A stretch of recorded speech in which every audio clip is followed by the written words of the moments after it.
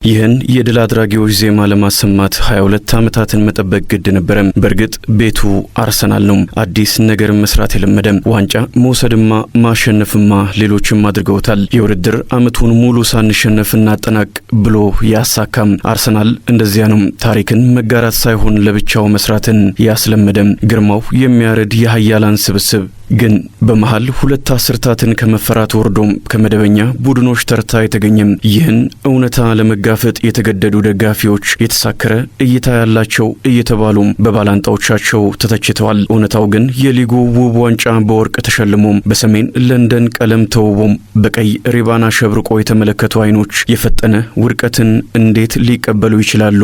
ኤሚሬትስ ላይ ሐዘን፣ ብስጭት፣ ንዴት፣ ትችት፣ አሉታዊ ነገሮች ሁሉ አልፈዋል። አርሰናል የእንግሊዝ ቻናልን የተሻገረም አትላንቲክን ያለፈ ከሜዲትራኒያን ወደዚህ የደረሰ ዝና ያለው የሩቅ ምስራቅን ቀልብ የገዛም መካከለኛው ምስራቅ የተወደደ በዓለም ዙሪያ የሚሊዮኖችን ልብ በውብ እግር ኳስ የማረከ የታላቅነት ማሳያ ነበረም። ግን ደግሞ እነዚያ ዓመታት መጡም።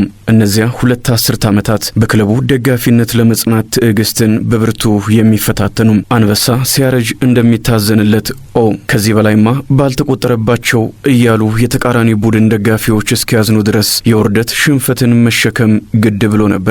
የኔ ለሚሉት ነገር ሩቅ ባዳ እንደመሆን ያለም የሚያሰቃይ ስሜት ምን አለም? በመድፈኞቹ ቤት የተፈጠረውም ይኸው ነው። በአዲስ ዓመት ጅማሮ ስለ ዋንጫ ከመገመት በአውሮፓ ቻምፒየንስ ሊግ ስለመሳተፍ ቀጥሎም በዩሮፓ ሊግ ስለመገኘት ለ6 ዓመታት በአውሮፓ ልሂቃን መድረክ እስካለመገኘት የደረሱም የዝምታ ዓመታት አልፈዋል። ኦልትራፎርድ ላይ ከድል ጋር የሊግ ክብርን ያረጋገጠም በሰሜን ለንደን ባላንጣው ሜዳ በዋይት ሃርት ሌንም ከሜርሲ ወንዝ ዳርቻ አንፊልድም ተገኝቶ ዋንጫ መውሰድን ያሳየ ቡድን እንደ ዘበት 8 ሲቆጠርበት በጀርመኑ ኃያል ባየር ሚዩኒክ በደርሶ መልስ 10-2 ሲረታም ዓለም ተመልክቷል። ኤዲን ሃዛርድ ቲያትር ሲያሳይ ቀይ የለበሱ ተጫዋቾች ተመልካች የመሰሉባቸው ጨዋታዎች አለፉም። ሊቨርፑል የ30 ዓመታት ጥበቃውን ሰብሮም በሰሜን ለንደኑ ቡድን ላይ ሲቀልድ የመድፈኞቹ ደጋፊዎች አመሻሽ ላይ ፀሐይን ሸኝቶ በማለዳው ብርሃኗን እንደመጠበቅ ያለን ጥበቃ አሳይተዋል። ፀሐይ መውጣቷ እንደማይቀር ከድል ጋር መታረቃችን የማይቀር ነው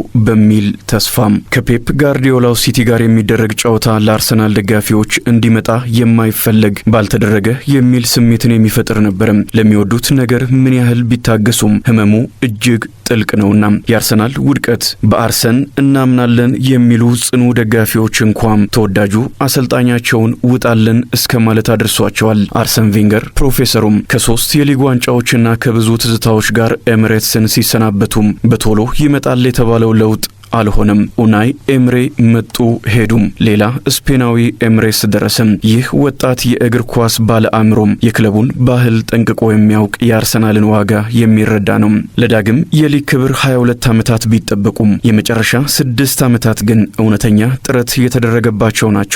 በላማዚያ ያደገ ከቬንገር የተማረ ከፔፕ ጋርዲዮላ ጋር የሰራ ወጣት ከጽኑ ህልም ከብዙ ተስፋ ጋር ስራውን ጀመረ። ፔፕ በነገሰበት የርገን ክሎፕ ባሉበት ቼልሲና ከቀደመ ግርማው ዝቅ ቢልም በሚሊዮን ፓውንዶች ጉልበት ከዋክብትን ኦልትራፎርድ ለማድረስ የሚሆን ክብር ያልራቀው ማንቸስተር ዩናይትድ ባሉበት ሊግ ቶተናም እንኳ ክንዱን ባፈረጠመበት ጊዜም በሌሎች ክለቦች ያበቃላቸው ተጫዋቾች ያዘዋወረ አሰልጣኝ እንዴት ተስፋ ሊጣልበት ይችላል? ሚኬል አርቴታና የክሮንኬ ቤተሰቦች እቅድ አወጡም።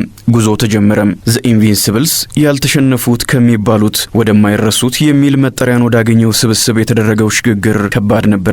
የዛ አትሌቲኩ ጄምስ ማክኒኮላስ ከመርዛማ ስብስብ እስከ ዋንጫ ድል በሚል ባሰፈረው ሰፊ ዘገባም የአርሰናል የ2025-26 የድል ታሪክ በዘመናዊ እግር ኳስ እምብዛም ያልተለመደ ነው። አዎ እንደ ማንኛውም ስኬት የተለመዱት ነገሮች አሉት። ልዩ ብቃት ያለው ቡድን፣ ጥልቅ ዕውቀት ያለው አሰልጣኝና ለዝውውር የወጣ ከፍተኛ ገንዘብ።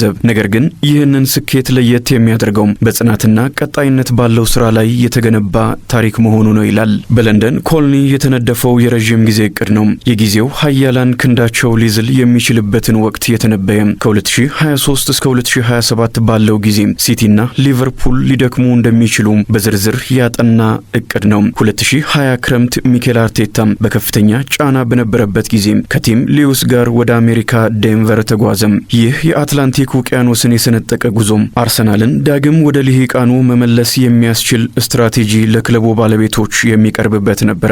በሰሜን ለንደን መልክ መያዝ ጀምሮም ነበርም። ኤዱ ቴክኒካል ዳይሬክተር ሆኗል። የተጫዋቾች ምልመላ ስርዓቱ ፈርሶም በአዲስ ክፍል ተተክቷል። ይህ ክፍል ነው የተቃራኒ ቡድኖች መች ሊደክሙ እንደሚችሉ ያጠናው። እንደ ማክ ኒኮላስ ዘገባም ባለሙያዎቹ በሚያስደንቅ ሁኔታ የኤርገን ክሎፕን መልቀቅ፣ የኬቪን ደብሮይንን መውጣት፣ የቫንዳይክና ሞሳላህን ሁኔታ ቀድመው ተንበየው ነበረም። ፍጹም ልክ የሚባል ባይሆንም ግን ለአመራሮች እንደ መዋቅራዊ መመሪያ አገልግሏል። የአርሰናል የተጫዋቾች ዝውውር ከነዚህ ትንበያዎች ጋር እንዲጣጣም የተደረገ ሲሆን ይህም አርሰናል ተፎካካሪዎቹ መዳከም በሚጀምሩበት ወቅት በትክክለኛ ጊዜ ላይ የሚገኝ ጠንካራ ስብስብ እንዲገነባ አስችሏል። ከማስተካከያዎች ጋር እቅዱ ቀጠለም። አርሰናል 3 ተከታታይ ዓመታት ሁለተኛ ወጣ።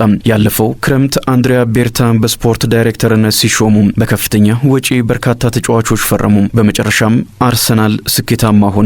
ከ22 ዓመታት በኋላ ውቡ ዋንጫ ላይ ቀይ ሪባን ይታሰራል። ሚኬል አርቴታ እውነተኛ አንድ ቤተሰብን ገንብቷል። የክሮንኬ ቤተሰቦች ለዳግም ግንባታው የሚሆን በቂ ገንዘብ ፈሰስ አድርገዋል። በአርቴታ እጅ ስትራቴጂው ቀረበ።